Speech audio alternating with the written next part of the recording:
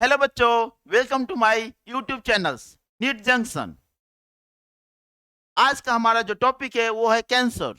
Cancer लेने का कारण था कि क्योंकि कैंसर एक ऐसा टॉपिक है जो हमारे नीट पॉइंट ऑफ व्यू से, बोर्ड पॉइंट ऑफ व्यू से और हमारे समाज में एक प्रॉपर गाइडेंस जाए, नॉलेज जाए, जिसकी वजह से अपने आप को बचा सकते हैं। क्या खान पान होना चाहिए, कैसे कैंसर से बच सकते हैं, उसका ट्रीटमेंट क्या होगा, ये सारे आज हम लोग देखेंगे कैंसर के बारे में। सबसे पहले ओवरव्यू ले लेते हैं कैंसर के बारे में। कैंसर में सबसे पहले बात करेंगे कैंसर वर्ड आया कहाँ से, स्टडी ऑफ कैंसर बोलते किसको है। फिर हम लोग करेंगे कि कैंसर का बारे में, कैंसर सेल नॉर्मल सेल का बीच में डिफरेंस देखेंगे, तो नॉर्मल सेल कैसे कैंसर सेल में कन्वर्ट होता है, कैसे कैंसर सेल काम करता है। ठीक है। फिर हम लोग बात करेंगे कैंसर कॉजिंग एजेंट के बारे में, कौन कौन सा कारण है जिसकी वजह से कैंसर होता है। फिर हम लोग डिस्कस करेंगे टाइप ऑफ कैंसर्स।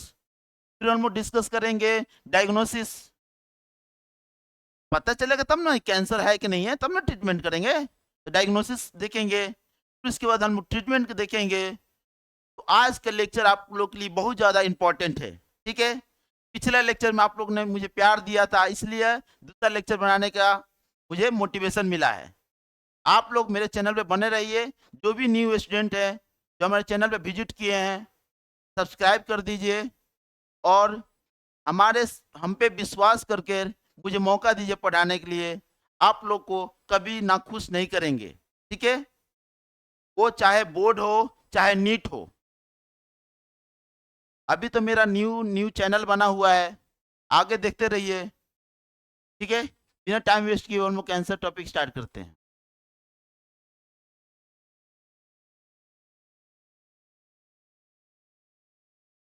अब देखिए, जो जो कैंसर है ना, वो लैटिन वर्ड क्रेप्स आया हुआ है। जो कैंसर है वो लैटिन वर्ड क्रेप्स आया हुआ। The word cancer come from Latin word crab, आया हुआ क्रैब वर्ड से। ठीक है। और जो स्टडी ऑफ कैंसर को हम क्या बोलते हैं, oncology. Study of cancer is called oncology. ठीक है। Cancer is one of the most dreaded disease of the human beings and is the major cause of death all over the globes. More than a millions of Indians suffer from the cancers and a large number of them die from it annually. देखिए, एक important आपको बात बताते हैं। सबसे ज्यादा जो मौत का कारण होता है डिजीज में, वो होता है आपका हार्ट। क्या होता है? हार्ट डिजीज से। और ग्लोब की बात करें और सेकेंड नंबर पे जिस डिजीज से मौतें ज्यादा होती है वो होती है कैंसर। क्या होती है? कैंसर। ये नॉलेज थोड़ा ध्यान में रखिएगा। ठीक है। अब देखिए, हम लोग बात करेंगे जो नॉर्मल सेल्स है, जो नॉर्मल सेल्स है और कैंसर सेल में क्या डिफरेंस होती है। अब नॉर्मल सेल्स जो डिवाइड करता है, माइटोटिक डिवीजन जो करता है, वो रेगुलेटरी मैकेनिज्म में करता है। मतलब वो कंट्रोल में रहता है कि कितना डिवाइड करना है, कितना नहीं डिवाइड करना है। लेकिन जो कैंसरस सेल्स होते हैं वो अनकंट्रोल्ड, कैसे होते हैं? Uncontrolled, abnormals and uncontrolled, abnormal and excessive mitotic division करते हैं। कौन? Cancerous cells. नॉर्मल सेल्स कैसे होते हैं? जितना कंट्रोल्ड वे में डिवाइड करेंगे। और नॉर्मल सेल की एक और क्वालिटी है कि अगर वो किसी दूसरे सेल्स के कांटेक्ट में आते ही अपना ग्रोथ को रोक लेता है, ग्रोथ को कंट्रोल कर लेता है, अगला ग्रोथ नहीं करता है, उसको हम बोलते हैं कांटेक्ट इनहिबिशंस। क्या बोलते हैं? कांटेक्ट इनहिबिशंस बोलते हैं। लेकिन ये कैंसरस सेल में प्रॉपर्टी क्या हो जाए? लॉस्ट हो जाता है। क्या हो जाता है? Property lost. Means cancerous cell में क्या होता है, वो दूसरे सेल के कांटेक्ट में जैसे भी आएगा ना, वो उसका न्यूट्रिशन लेकर अपना ग्रोथ करने लगेगा। तो कांटेक्ट इनहिबिशन उसमें क्या होता है? कैंसर सेल्स में लॉस्ट हो जाता है। ठीक है। बात समझ रहे हैं ना?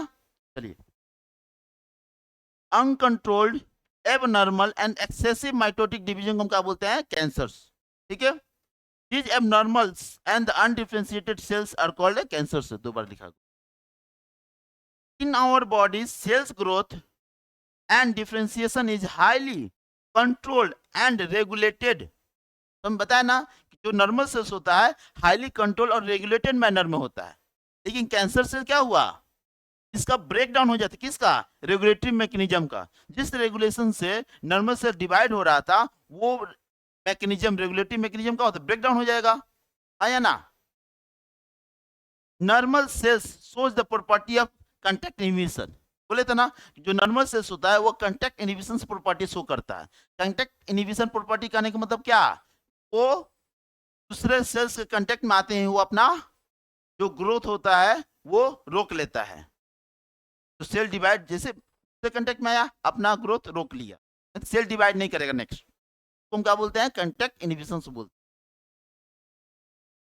Cancer cells appear to be have lost his property, cancer cells क्या कर देता है? ये प्रॉपर्टी को लॉस्ट कर देता है। As a result of this cancer cells just continue to divide and rise to the mass of cells called tumours. देखिए ऐसा नहीं बोलेंगे बहुत सारा सेल्स डिवाइड हो गया तो भाई जिसको ट्यूमर है उसको कैंसर से, नहीं। ट्यूमर्स कैंसर्स हो भी सकते हैं, नहीं भी हो सकते हैं। ट्यूमर जो होते हैं कैंसर्स हो भी सकते हैं, नहीं भी हो सकते हैं। इसी नेक्स्ट स्लाइड में पढ़ेंगे कि ट्यूमर्स दो प्रकार के होते हैं। कौन कौन? एक को बोलते हैं बेनिग्न ट्यूमर्स, एक को हम क्या बोलते हैं? बेनिग्न ट्यूमर्स, एक को बोलते हैं मैलिग्नेंट ट्यूमर्स। एक को बोलते हैं बेनिग्न ट्यूमर्स, एक को बोलते हैं मैलिग्नेंट ट्यूमर्स। ये जो होता है ना, ये जो होता है, ये होता है आपका क्या?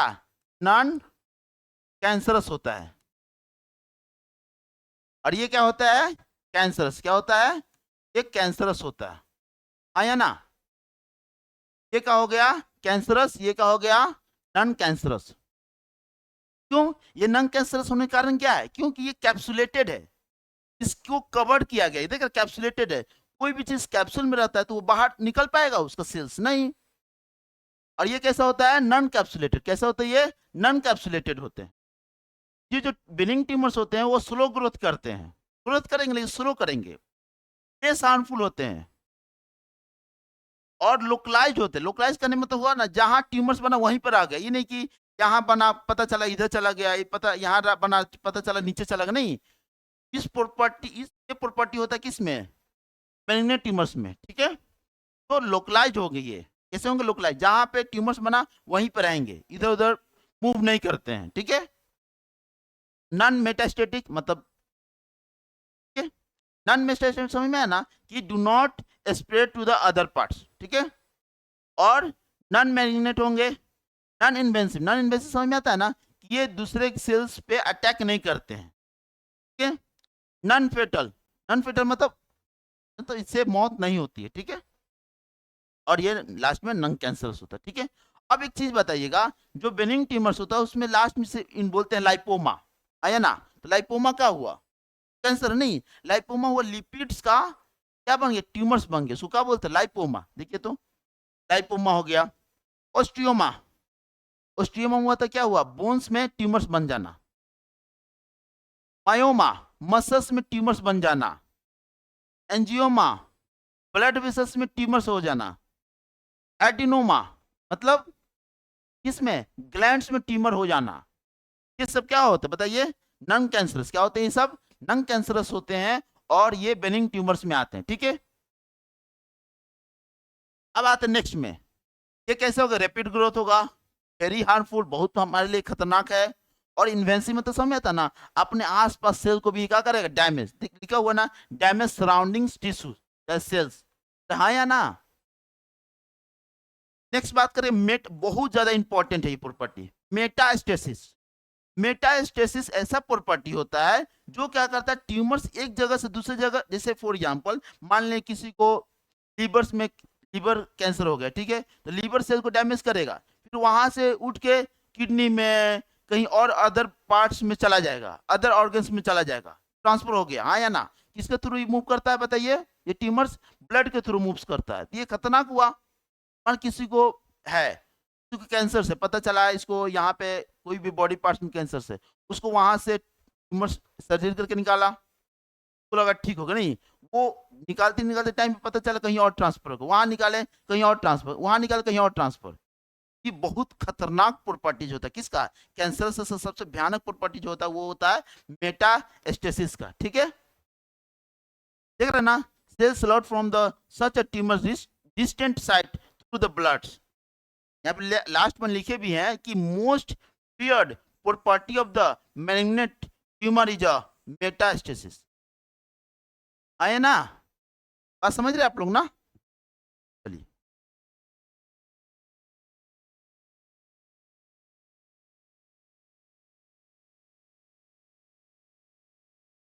अब बात करते हैं कि नॉर्मल सेल्स में कौन कौन सा जीन उस पर काम करता है। नॉर्मल सेल्स को कंट्रोल करने वाले 3 जीन्स होते हैं। कितने जीन? 3 जीन। पहला होता है प्रोटो ऑन्कोजीन्स, दूसरा होता है बताइए ट्यूमर सप्रेसर जीन, तीसरा होता है सुसाइडल जीन्स। ठीक है, अब पहला प्रोटो ऑन्कोजीन्स हुआ। अब ये प्रोटो ऑन्कोजीन्स क्या कर, नॉर्मल सेल्स को जो माइटोटिक डिवीजन कराने में कौन रिस्पॉन्सिबल है?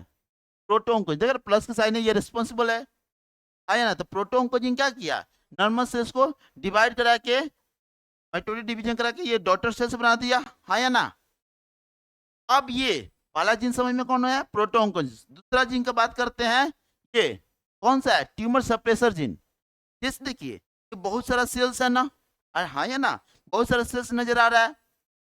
अगर ये सेल्स के कांटेक्ट में आएंगे तो हम लोग उसको कौन सा प्रॉपर्टी बोल देते हैं? Contact inhibition. जैसे दूसरे सेल्स के कांटेक्ट में आएंगे तो वहां पे कांटेक्ट इनहिबिशन होगा। अब ये कांटेक्ट इनहिबिशन क्या करता है? एक्टिवेट करता है कौन से जीन को? ट्यूमर सप्रेसर जीन को। किसको? ट्यूमर सप्रेशन जीन को क्या करता है? एक्टिवेट करता है। बस समझ रहे ना?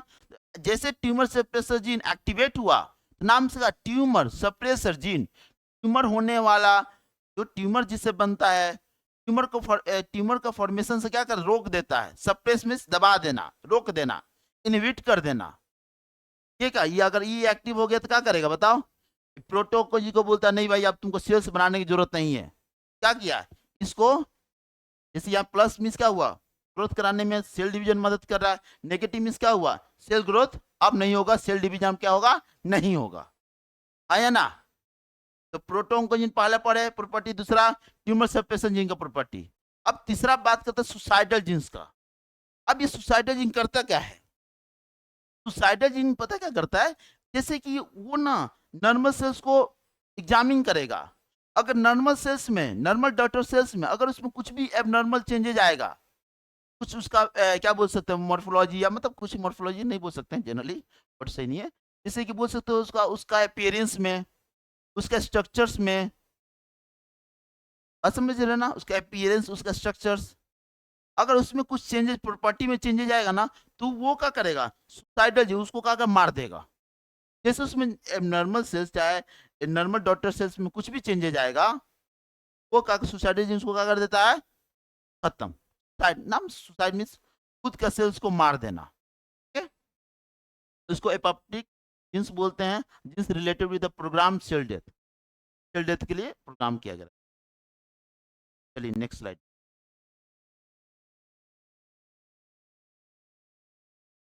ये क्या है कि ये all the 3 genes are involve in a normal growth. बात की जो पिछला जो 3 जीन्स था वो नॉर्मल ग्रोथ में काम करता है। ठीक है, अब बात करें mechanism of cancer. Mechanism of cancers, कैसे कैंसर्स होता है।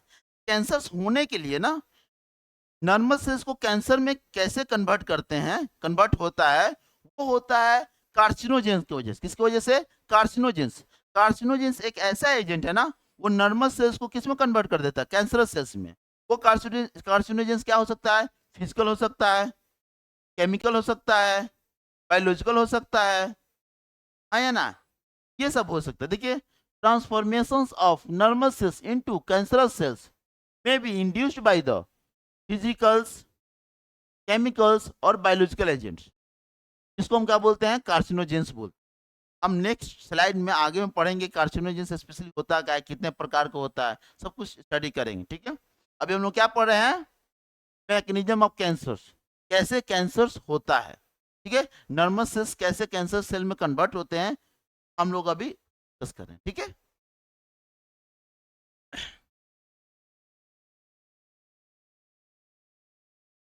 अब देखिए ये हमारा नॉर्मल सेल्स है। नॉर्मल सेल्स में कौन सा जीन एक्टिव था बताइए? प्रोटोऑन्कोजीन्स था कि नहीं था? अब ये क्या, कार्सिनोजेंस है, कैंसर कॉजिंग एजेंट। क्या है? कैंसर कॉजिंग एजेंट क्या है? कार्सिनोजेंस है। अब ये कार्सिनोजेंस जो है ना वो क्या करेंगे, इस नॉर्मल सेल्स को, नॉर्मल सेल्स में जो प्रोटो ऑन्कोजीन्स है उसको कन्वर्ट करा देंगे किस में, ऑन्कोजीन्स में। किस में कन्वर्ट करा देंगे, oncogenes, cancer causing genes. Carcinogens proto oncogenes को इसमें कन्वर्ट कर दिए, ऑन्कोजीन्स में। इस ट्रांसफॉर्मेशन क्या बोलते हैं, नियोप्लास्टिक ट्रांसफॉर्मेशन, और क्या बोलते हैं, ऑन्कोजेनिक ट्रांसफॉर्मेशन बोलते हैं। ठीक है, अब देखिए ये ऑन्कोजेन हुआ, क्या क्या नॉर्मल एबनॉर्मल म्यूटेशन हुआ ना। अगर कोई भी जीन में डीएनए में चेंजेस होता है उसको हम क्या बोलते हैं, म्यूटेशंस बोलते हैं। क्या हुआ, एबनॉर्मल म्यूटेंट जीन। ठीक है, अब ये क्या करेगा, अब एक चीज बात करिएगा, कभी भी वर्ड आएगा कहीं भी ना तो वो समझिए कैंसर से वो वर्ड क्या क्या होना चाहिए, ट्रिक बता, यू ए टी, यूएई, नाम सुने होंगे यूएई के बारे में। ठीक है, क्यू क्या होता है, अनकंट्रोल्ड, क्या हुआ, अनकंट्रोल्ड हुआ। ए मतलब क्या हुआ, एब नॉर्मल। ई मतलब क्या हुआ बताइए, ई मतलब हुआ एक्सेसिव, क्या हुआ, एक्सेसिव, आया ना। ये तीन देख रहे ना, uncontrolled, abnormal and excessive cell division होने लगा, इसका मतलब क्या हो गया, वो कैंसर सेल हो गया। तो ये तीन गो वर्ड बहुत इंपॉर्टेंट आप लोग के लिए, ये ध्यान रखिए, कैंसर सेल का ये तीन प्रॉपर्टी होता है। अब देखिए, तो नॉर्मल सेल्स किस में कन्वर्ट हो गया, ऑन्कोजिन में कन्वर्ट हो गया, कौन कराने वाला एजेंट था, कार्सिनोजेंस। ठीक है, अब ये होने लगा। अब जैसे कि देखिए एक्सेसिव सेल डिवीजन हो रहा है कि नंबर ऑफ सेल्स तो बढ़ेंगे, हाँ या ना, नॉर्मल सेल्स बढ़ेंगे। जब नॉर्मल सेल्स बढ़ेंगे, कैसा सेल्स था, पिछले बार बोले था नॉर्मल डॉटर से, ये कैसा हुआ, एब नॉर्मल, क्या हुआ, एब नॉर्मल। अब एब नॉर्मल होगा तो इसका मतलब कैंसर सेल हो गया। कैंसर सेल्स बताइए कांटेक्ट इनहिबिशन प्रॉपर्टी शो करता है, हाँ या ना, नहीं करता है। जब कांटेक्ट इनहिबिशन प्रॉपर्टी शो नहीं करेगा तो क्या वो ट्यूमर सेपरेशन जीन को एक्टिवेट कर पाएगा, नहीं कर पाएगा। तो क्या हो देखिए, तो do not show contact inhibition, और कांटेक्ट इनहिबिशन से क्या करता है, एक्टिवेट करता है, किसको, किसको एक्टिवेट करता है, ट्यूमर सेपरेशन जीन को। जब ट्यूमर सेपरेशन जीन काम नहीं करेगा क्या होगा, अब ट्यूमर सेपरेशन जीन काम नहीं कर रहा, नाम से ट्यूमर सेपरेशन जीन काम नहीं कर रहा, इसका मतलब ट्यूमर को बनाने वाला जीन्स इसमें क्या होगा, एक्टिव हो गया। और क्या होगा बताइए, मतलब और प्लस मतलब एक दो तीन, मतलब और स्पीड से ट्यूमर बनाना चालू कर देगा, रहा या ना, बात समझ रहे हैं ना। ठीक है, और आप पता है अब एबनॉर्मल हो गया, पता ऑलरेडी एबनॉर्मल, तो सुसाइडल जीन भी क्या करता है, नो इफेक्ट, सुसाइडल जीन भी नो इफेक्ट, ट्यूमर सिप्रेशन जीन का भी नो इफेक्ट। लेकिन ट्यूमर सिप्रेशन जीन किस में कन्वर्ट हो गया, ट्यूमर एक्टिवेटर सेल्स जीन में कन्वर्ट होगा, मीन्स ट्यूमर्स बनाने वाला जीन उसमें एक्टिव होगा। ठीक है, ये हुआ क्या, नॉर्मल सेल्स कैसे कैंसरस सेल में कन्वर्ट होते हैं, आप लोग को समझ में आया होगा। ठीक है, चलिए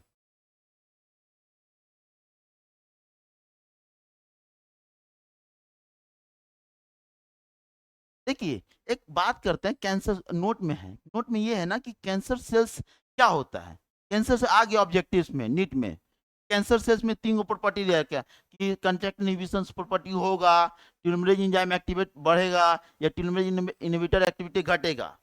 तो पहली बात होगा कांटेक्ट इनहिबिशन प्रॉपर्टी क्या होता है कैंसर सेल में, लॉस्ट, क्या हो जाता है, लॉस्ट। ठीक है, और एक होता है टेलोमेरेज एंजाइम एक्टिविटी। कोई भी देखिए, अभी ये जो टेलोमेरेज है ना वो दूसरे चैप्टर का चीज है, लेकिन आप लोग के लिए बेसिक छोटा मोटा समझा देते हैं। ठीक है, जिससे कि कोई भी सेल्स डिवाइड करता है, कोई भी सेल्स डिवाइड करता है ना तो उसमें टेलोमेरेज होता है, क्रोमोजोम, ये मान लीजिए क्रोमोजोम हुआ। ठीक, यहाँ पे क्या हुआ, टेलोमेरेज हुआ।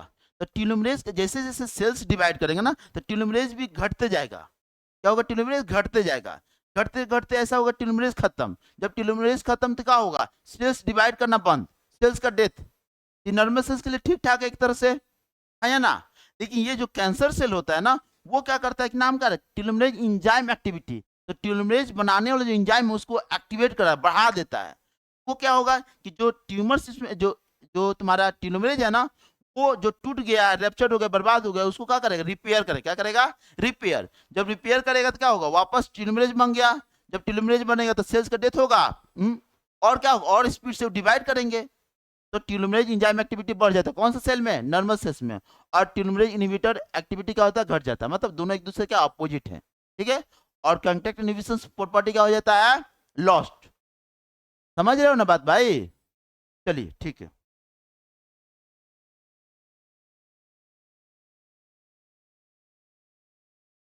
अब टाइप्स ऑफ कैंसर्स की बात करते हैं। On the basis of origin, क्या, on the basis of origin cancers are divided into 3 types. First हो गया कार्सिनोमास, दूसरा होगा ब्लड कैंसर, तीसरा होगा सार्कोमा। अब जो कार्सिनोमा है, कार्सिनोमा जो होता है ना वो एपिथेलियल टिश्यू का कैंसर होता है। तो ये जनरली ओवरऑल 100% कैंसर्स में कितना परसेंट ऑक्यूपाई करती है, 85% जो कैंसर होता है वो कैसा कैंसर होता है, कार्सिनोमा। कैसा होता है, कार्सिनोमा। आप लोग पढ़े होंगे कोई भी इम्ब्रियो होता है ना उसका 3 ओरिजिन होता है, एक होता है इक्टोडर्मल, मेजोडर्मल और इंडोडर्मल ओरिजिन। तो ये जो कार्सिनोमा होता है वो इक्टोडर्मल और इंडोडर्मल ओरिजिन होता है। कैसा होता है, इक्टोडर्मल और इंडोडर्मल ओरिजिन, ठीक है। अब इसमें कौन कौन सा कैंसर इन्वॉल्व होते हैं, skin cancers, lung cancers, breast cancers, prostate cancers, cervical cancers, oral cancers and adeno cancers, means gland cancers. समझ में आ रहा है ना। अब बात करते हैं ब्लड कैंसर्स। ब्लड कैंसर दो प्रकार, एक को बोलते हैं लिम्फोमा, एक को बोलते हैं ल्यूकेमिया। अब जो देखिए एक चीज बताते हैं, लिम्फोमा और ल्यूकेमिया। लिम्फोमा का जो एग्जांपल्स होता है वो होता है बर्किट्स लिम्फोमा, और ल्यूकेमिया का सीएमएल इसको बोलते हैं, क्रोनिक मेलोजीनियस ल्यूकेमिया, सीएमएल। क्या बोलते हैं इसको, एमएल। कोई दिक्कत है ना। अब ये देखिए, अब यहाँ पे क्या हो रहा है, क्रोमोजोम नंबर 8 का क्रोमोजोम 14 के साथ क्या होता है, एक्सचेंज होता है जेनेटिक मटेरियल का। किसका एक्सचेंज होता है, एक्सचेंज होता है जेनेटिक मटेरियल्स का। और इसका होता है 9 क्रोमोजोम से 22 क्रोमोजोम में एक्सचेंज होता है। इसको बोलते हैं, इस एक्सचेंज को बोलते हैं, जेनेटिक मटेरियल का एक्सचेंज को बोलते हैं रेसिप्रोकल, क्या बोलते हैं, रेसिप्रोकल ट्रांसलोकेशन। क्या बोलते हैं, रेसिप्रोकल ट्रांसलोकेशन बोलते हैं, रेसिप्रोकल ट्रांसलोकेशन। रेसिप्रोकल ट्रांसलोकेशन क्या हुआ, exchange of genetic materials, exchange of genes between 2 different chromosomes, उसको हम क्या बोलते हैं, रेसिप्रोकल ट्रांसलोकेशंस बोलते हैं। क्या बोलते हैं, रेसिप्रोकल ट्रांसलोकेशंस बोलते हैं। आया ना। तो लिम्फोमा में, चाहे बर्किट्स लिम्फोमा में, कौन सा क्रोमोजोम के बीच में, 8 और 14 क्रोमोजोम के बीच में।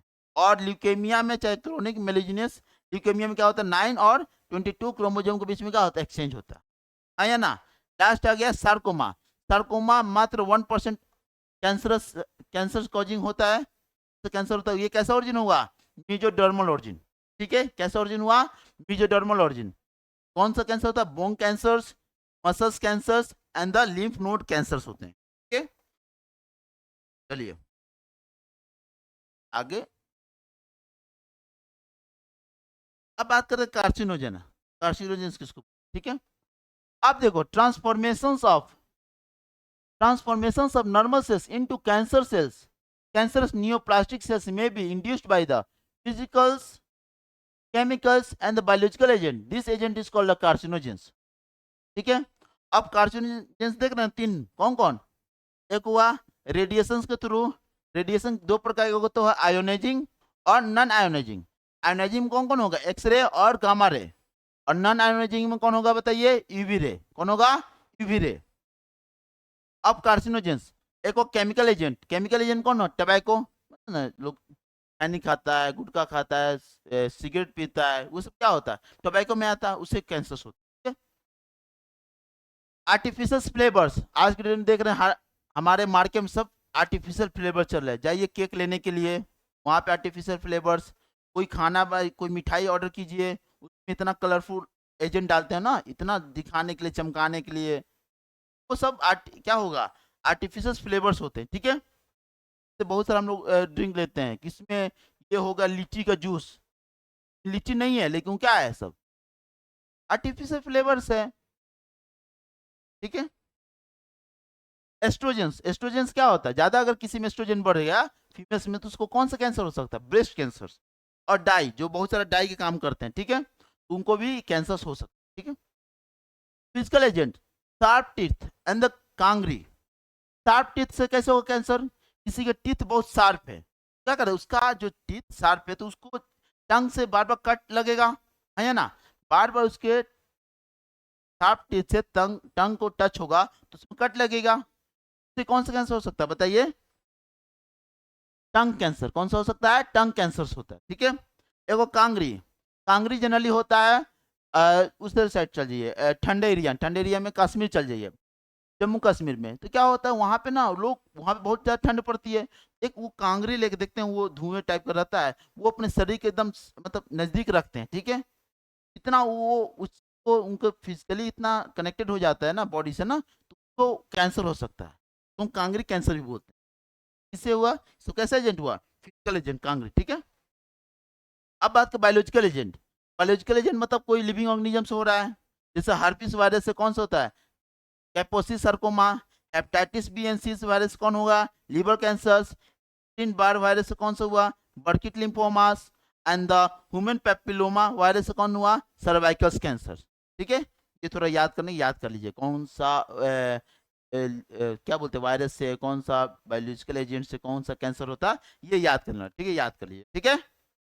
चलिए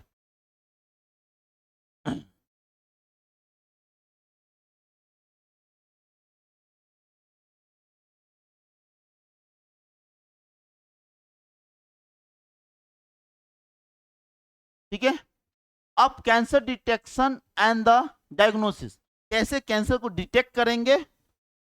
देखिए एक चीज बताते हैं आपको, कोई सा भी डिजीज हो, एड्स को छोड़कर बता रहे हैं भाई, एड्स का कोई इलाज नहीं है, लेकिन कोई सा भी बाकी और कोई सा भी डिजीज हो ना, अगर उसका इलाज, और बहुत सारा डिजीज है, नॉर्मली बता रहे हैं कि एड्स का जनरल कोई ट्रीटमेंट है, अगर कोई सा भी डिजीज का, मैक्सिमम डिजीज का अगर हम अर्ली डायग्नोसिस कर लेंगे, अर्ली डायग्नोसिस किसको बोलते हैं?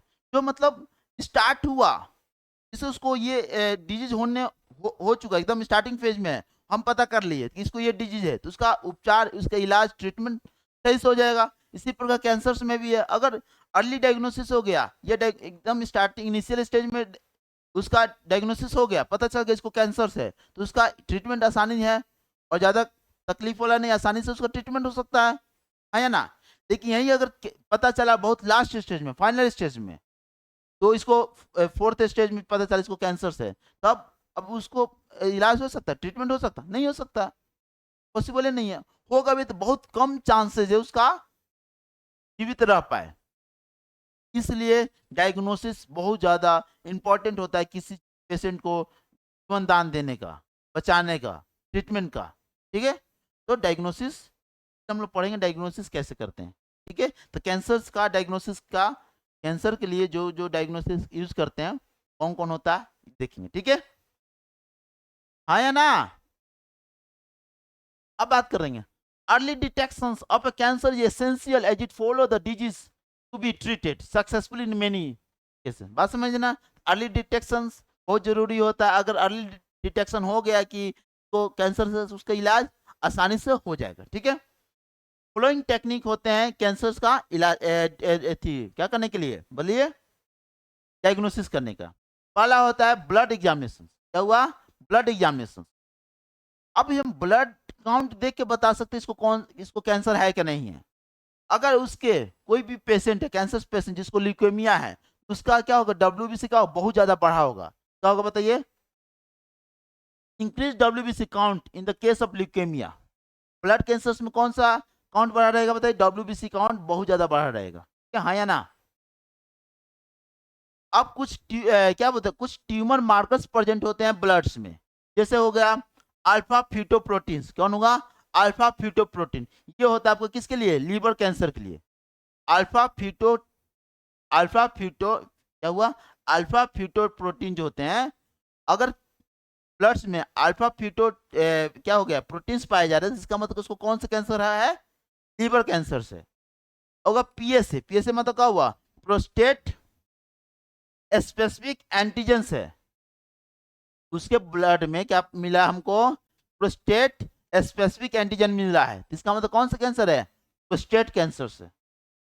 एक होता है अल्कलाइन फॉस्फेट मिला है, उसको कौन सा कैंसर है? तो ये बोन कैंसर। कौन सा कैंसर है? बोन कैंसर से, आया ना? ये पहला। दूसरा तरीका है बायोप्सी। बायोप्सी क्या होता है कि हम क्या करते हैं, किसी को कहीं ट्यूमर्स लग रहा है कि इसको यहाँ पे कैंसर होने का है, तो वहां का क्या करेंगे ना, कट लगाकर वहां से ट्यूमर निकालेंगे, फिर ट्यूमर के एग्जामिन करेंगे। क्या करेंगे? ट्यूमर के एग्जामिन करेंगे, फिर बताएं इसको कैंसर है कि नहीं है। अब बोलिएगा सर ये जो ट्यूमर निकाल के हम क्या चेक करते हैं? ट्यूमर निकाल के हम लोग चेक करते हैं क्या? बताइए, कैरियोप्लाज्मिक इंडेक्स चेक करते हैं। क्या चेक करते हैं? कैरियोप्लाज्मिक इंडेक्स चेक करते हैं। अब बोलिएगा सर कैरियोप्लाज्मिक इंडेक्स क्या होता है? वॉल्यूम ऑफ क्या? Volume of nucleus divided by volume of cytoplasm को हम क्या बोलते हैं? Karyoplasmic index. अगर किसी सेल्स का या किसी एरिया का, सेल्स का अगर कैरियोप्लाज्मिक इंडेक्स बढ़ा हुआ है, इसका मतलब उसको कौन सा, उसको क्या है? कैंसर है। क्या हुआ? Volume of nucleus divided by volume of cytoplasm क्या बोलते हैं? Karyoplasmic index. अगर किसी पेशेंट में कैरियोप्लाज्मिक इंडेक्स बढ़ा हुआ तो इसका मतलब उसको क्या है? बताइए, कैंसर है। क्या है? उसको कैंसर है। ठीक है, अब देखिए a piece of suspected tissue is cut into the thin section and stained and examined under the microscope. This is generally histopathological study by a pathologist. ठीक है, cancer cells have a very high value of karyoplasmic index. क्या होता है? बहुत ज्यादा high रहता है इसका, किसका? Karyoplasmic index. ठीक है, अब कैरियोप्लाज्मिक इंडेक्स में हाई होने से क्या क्या ज्यादा होगा? बताइए, जो न्यूक्लियस का साइज क्या होगा? सिंपल सा, अब क्या बोले, वॉल्यूम ऑफ न्यूक्लियस ज्यादा, तो वॉल्यूम ऑफ न्यूक्लियस का होगा? बड़ा होगा वॉल्यूम ऑफ न्यूक्लियस। जब वॉल्यूम न्यूक्लियस बड़ा होगा तो इसका क्या होगा? न्यूक्लियस इसका लार्ज होगा और इरेगुलर होगा, और न्यूक्लियस भी क्या होगा? इसका लार्ज होगा। नंबर ऑफ माइटोकॉन्ड्रिया का होगा? ज्यादा होगा, और राइबोसोम्स भी ज्यादा होगा। तो कैंसर सेल्स में क्या क्या ज्यादा होगा? बताइए, large nucleus, irregular nucleus, nucleus का साइज बड़ा, राइबोसोम्स का संख्या ज्यादा, और माइटोकॉन्ड्रिया का संख्या ज्यादा। रहा या ना? चलिए,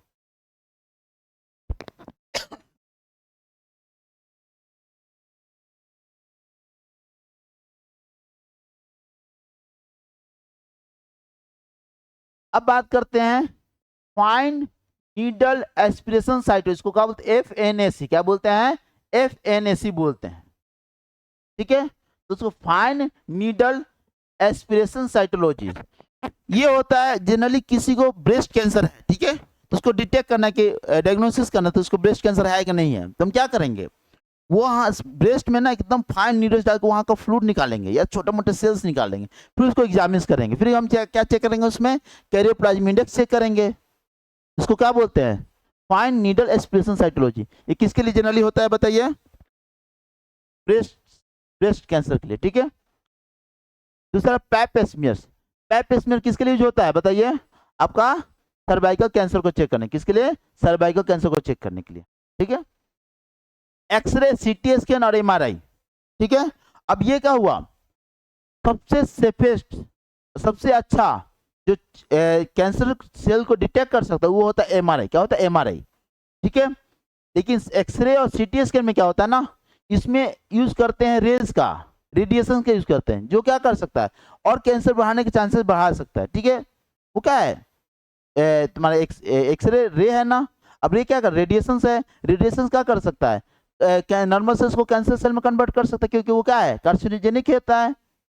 ठीक है, इसलिए सबसे सेफेस्ट क्या होता है? MRI होता है। ठीक है, तो CT scans and the X-ray are used to generate a 3-dimensional image 3D of the internal organs। ठीक है, और ये MRI क्या करता है?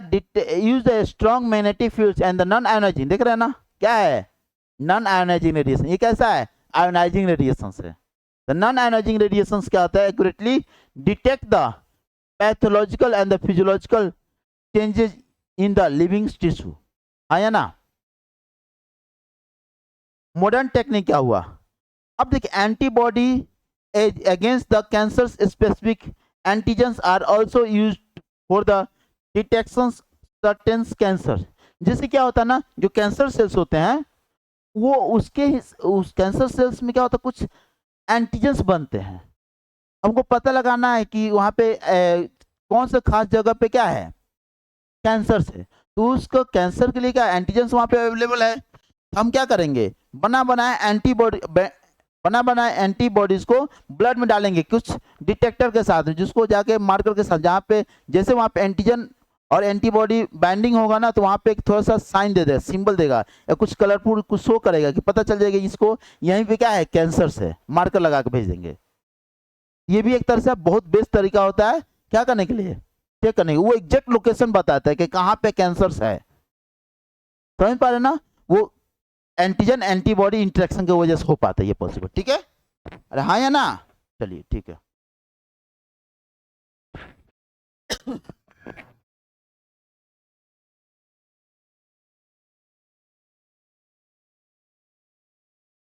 अब देखिए, कुछ होता है वो बोलते हैं molecular biology technique, molecular biology की टेक्निक की मदद से। अब किसी को लगता है, किसी बहुत सारे देखते हैं ना, कुछ ऐसे जीन्स होते हैं कैंसर जीन जो इनहेरिट होता है, इनहेरिट प्रॉपर्टी होता है। कैसा इनहेरिट प्रॉपर्टी होता है, मतलब फादर से मदर में आएगा, सॉरी फादर से मदर में नहीं, मतलब मदर से उनके बच्चे में आएगा, मतलब पेरेंट्स से ऑफ स्प्रिंग डॉटर सेल्स में आते हैं, पेरेंट्स से ऑफ स्प्रिंग उसके संतान में, उसके बाल बच्चे में आते हैं, उसको बोलते हैं इनहेरिट प्रॉपर्टी। क्या बोलते हैं, इनहेरेंट प्रॉपर्टी बोलते हैं। ठीक है, कुछ ऐसे जीन्स होते हैं ना वो इनहेरिट होते हैं। ठीक है, जैसे हमको एग्जैक्ट याद नहीं आ रहा है, कोई हॉलीवुड मूवी में कोई एक्ट्रेस थी, ठीक है, उसको ब्रेस्ट कैंसर था, तो उसका ब्रेस्ट कैंसर से मौत हो गया। तो जो बेटी थी ना, वो ना, उसको लगा कि हमको भी चेक कराना चाहिए, माँ से हमको भी आ सकता है वो कार्सिनोजेनिक कैंसर कॉजिंग एजेंट जो ब्रेस्ट कैंसर कर सकता है। वो मोलिकुलर बायोलॉजी से जाके चेक कराए कि हमको कैंसर हो सकता है कि नहीं हो सकता है ब्रेस्ट कैंसर। वो चेक करने से पता चला उसको, वो उसमें जीन्स आ गया है, ब्रेस्ट कैंसर करने वाला जो जीन्स है वो उसके माँ से उसमें आ गया है। जाकर ब्रेस्ट ही हटा दी, ना ब्रेस्ट रहता ना कैंसर होता, वो सरवाइव कर पाई। तो बहुत लोग क्या करता है, चेक करता है कि नहीं हमें मेरे फादर से मदर से मेरे में कैंसर आया है कि नहीं, जीन्स आया है कि नहीं आया है, तो वो लोग चेक करता है। अब उसको पता, किसी को लगा कि हमको हो सकता है, मेरे को कैंसर मेरे फादर से आया है, मेरे मदर से मेरे में आया है, कि वो कैंसर कॉजिंग जो जीन्स है तो वो बचा कर रखेगा, टैबेको से बचेगा, जो भी कैंसर कॉजिंग एजेंट उसे बच कर आएगा, ध्यान रखेगा। हाँ या ना, ये बहुत ज्यादा इंपॉर्टेंट है, बहुत ज्यादा हमारे साइंस के लिए बेस्ट है। क्यों, अगले अर्ली हमको पता है, हम क्या उस पर ध्यान रखेंगे। हाँ या ना,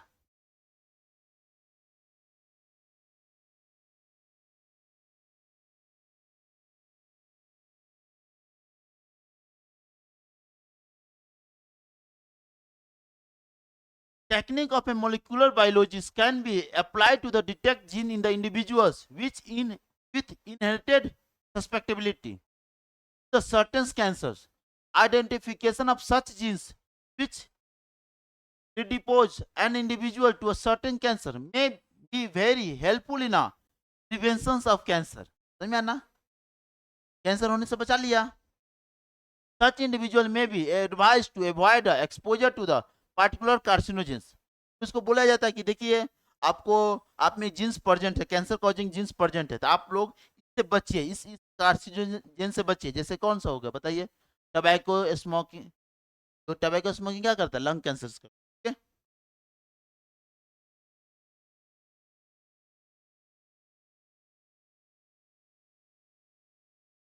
ठीक है, treatment of cancer, there are, देखो ट्रीटमेंट ऑफ कैंसर्स में फॉलोइंग्स आर द मेथड्स।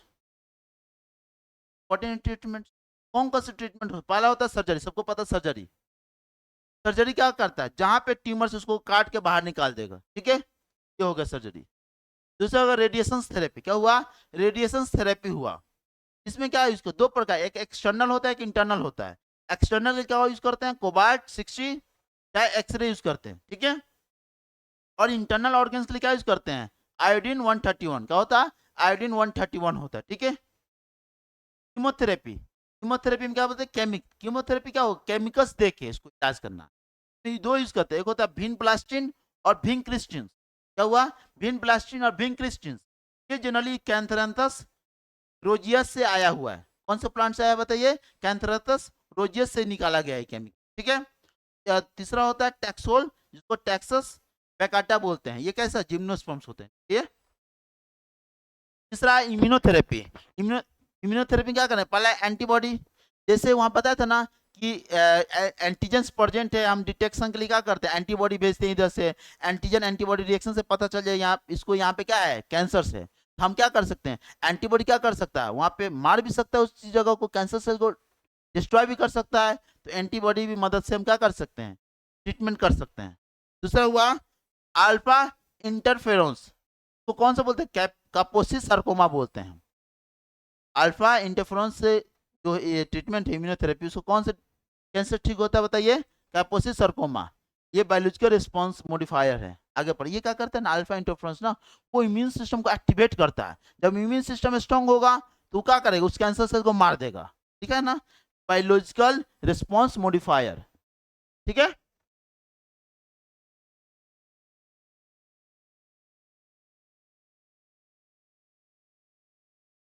अब बात कर सर्जरी।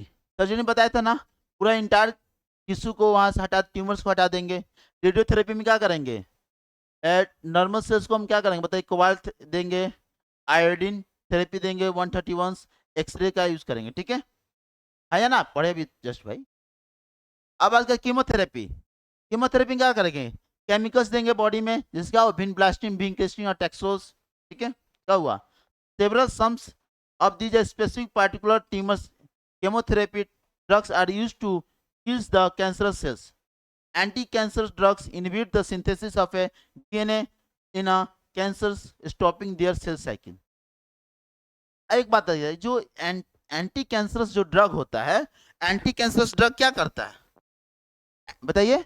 एंटी कैंसरस ड्रग क्या करता है? एंटी कैंसरस ड्रग करता है ना, वो स्पिंडल फाइबर को ब्रेक कर देगा। क्या कर देता है? स्पिंडल फाइबर्स को ब्रेक।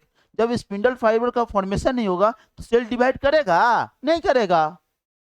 तो एंटी कैंसर ड्रग का मेन टारगेट क्या है बताइए? वो आपका स्पिंडल फाइबर को ब्रेक डाउन कर देगा, तोड़ देगा, ब्रेक कर देगा। जब वो ब्रेक हो गया तो क्या होगा? सेल्स डिवाइड नहीं करेगा। तो हाँ या ना? कौन सा देते हैं बता देना? विंक्रिस्टिन, विनब्लास्टिन और टैक्सोल, ठीक है। ये जो कौन सा दोनों जो है विनब्लास्टिन और विंक्रिस्टिन होते हैं, वो कौन सा वीड से निकाला जाता है? खरपतवार से, कैंथरैंथस रोजियस, ठीक है। तो विंका रोजिया भी बोलते हैं, ठीक है। चलिए नेक्स्ट स्लाइड पर।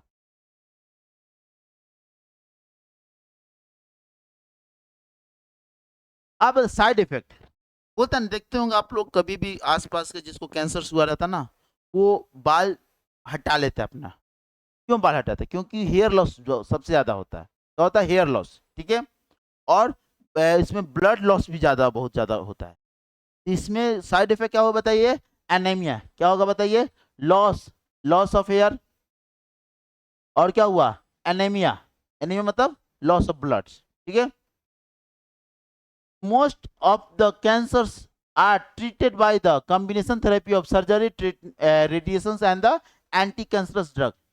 कोई भी कैंसर पेशेंट होता है उसको ये नहीं देता सिर्फ उसको ड्रग दे रहे हैं, सिर्फ उसको केमोथेरेपी दे रहे हैं, सिर्फ या रेडिएशन दे रहे हैं, नहीं, या सिर्फ सर्जरी कर, नहीं।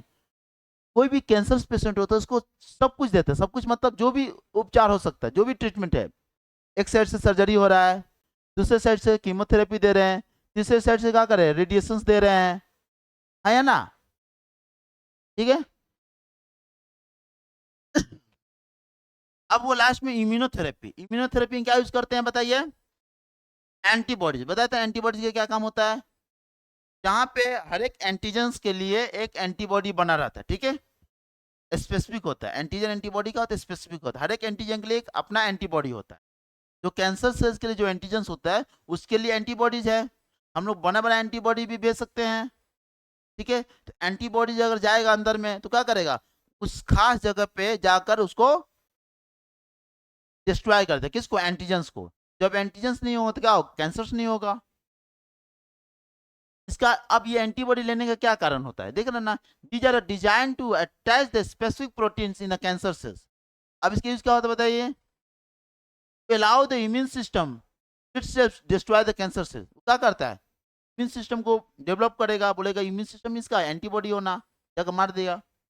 दे deliver radiation directly to the cancer cells. इसके मदद से हम क्या करते हैं, ठीक है, डायरेक्टली कैंसर सेल के पास पहुंच जाते हैं। Carry drug directly to the cancer cell. अब एंटीबॉडी भेजे हैं, साथ में उसको पीछे से क्या भेज दिया बताइए, ड्रग्स भेज दिए, तो डायरेक्ट जाकर क्या करेगा, खास उस जगह पे जाके ड्रग पहुंच जाएगा उसको। कैंसर, अब देखिए कैंसर वैक्सीन जो है ना अभी रिसर्च में है, क्या अभी रिसर्च में, अभी अभी तक कोई कोई बड़ा कंपनी आकर नहीं बोला है कि नहीं मैंने कैंसर वैक्सीन बना दिया है। ऐसा प्रोग्रेस में काम चला है, ठीक है? सब लगे हुए हैं। और ये हमारे समाज के लिए बहुत अच्छा है, अगर कैंसर वैक्सीन बन सकता है ना तो बहुत इसके लिए बहुत ज़्यादा फायदे होगा लोगों का, ठीक है। में बहुत सारे लोगों का मौत होता है कैंसर से, इसलिए कैंसर वैक्सीन बन जाए तो अच्छा है हमारे लिए। Tumor cells have been showed to avoid the detections and the destruction by the immune systems. ठीक है, therefore the patients are given a substance called biological response modifiers। पढ़ा था ना, बायोलॉजिकल रिस्पॉन्स अल्फा इंटरफेरेंस, क्या है biological response modifiers है। ये क्या करता है, इम्यून सिस्टम को क्या करता है, डेवलप करता है। इम्यून सिस्टम को डेवलप क्या किया है, ये अल्फा इंटरफेरेंस क्या किया बताइए, इम्यून सिस्टम को डेवलप किया। और ये इम्यून सिस्टम क्या करेगा, उस ट्यूमर्स को डिस्ट्रॉयड कर देगा, क्या करेगा, उस ट्यूमर को डिस्ट्रॉयड कर देगा, हाँ या ना।